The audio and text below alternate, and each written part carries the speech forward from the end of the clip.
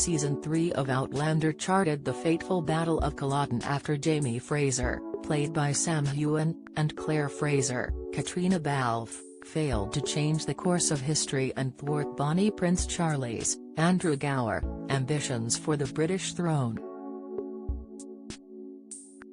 The Frasers returned to Scotland with Jamie preparing to go to war with his fellow Jacobites, while Claire was sent back to the 20th century.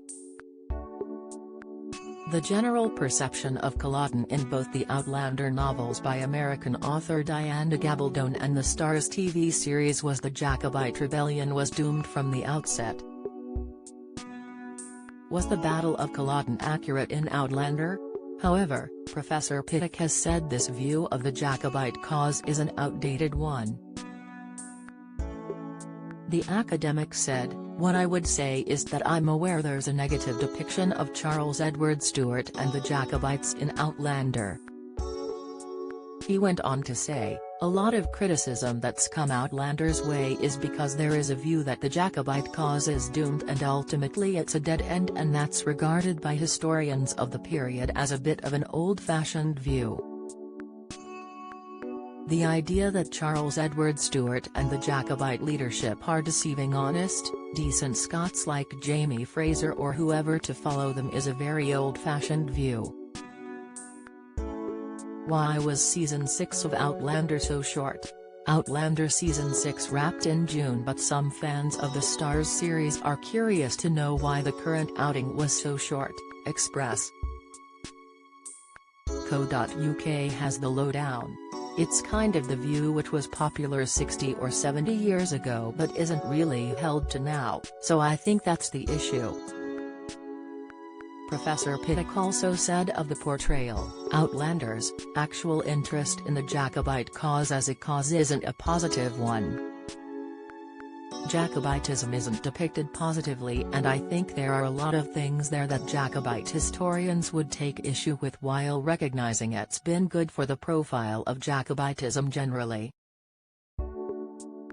Professor Pittock said the modern take on Jacobitism and Culloden was more positive and the cause's leadership was ultimately derived from British propaganda during the era.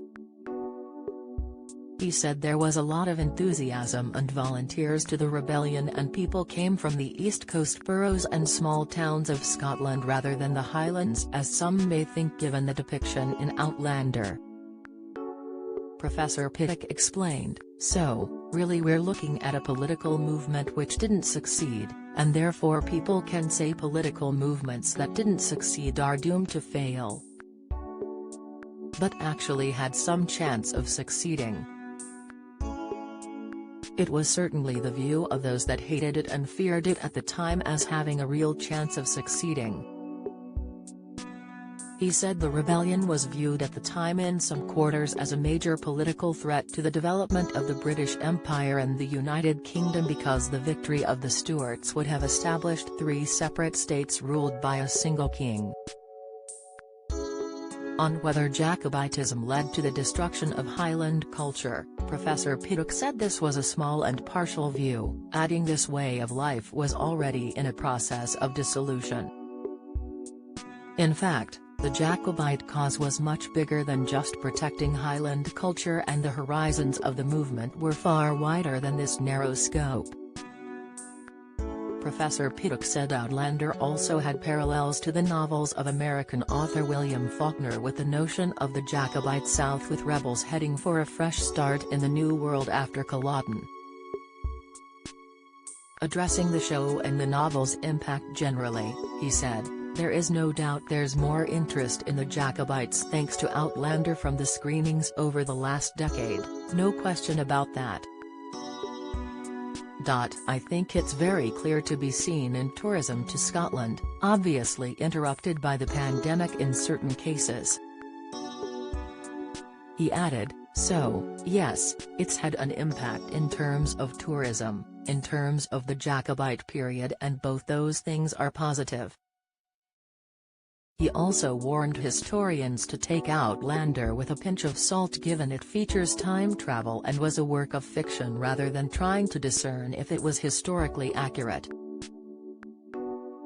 Moreover, He said Scottish historians spent more time poring over the inaccuracies of the Hollywood movie Braveheart than their American counterparts would do over films about U.S. history.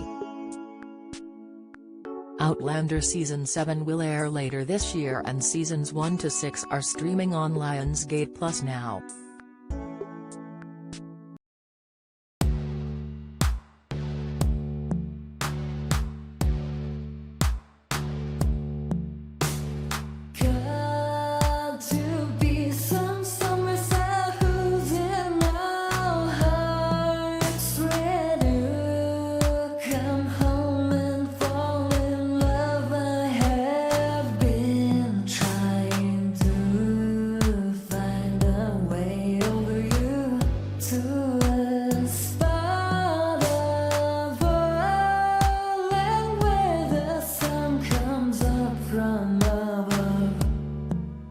Now take